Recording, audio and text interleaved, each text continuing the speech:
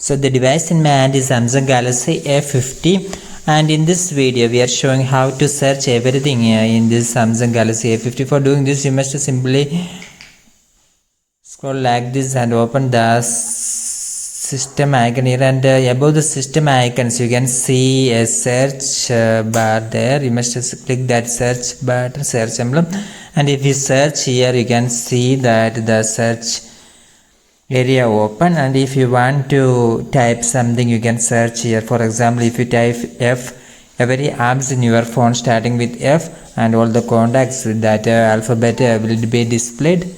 Like the way you can search whatever you want. If you type any alphabets, then you can get the apps installed in your phone, so the numbers in your contacts, so everything in the phone you can simply find by a search in this Samsung Galaxy A50.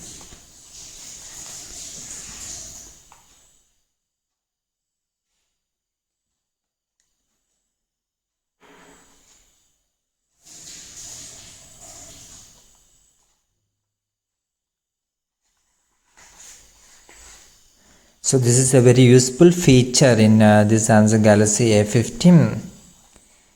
So if you want to search anything in your phone very fast, you can do like this.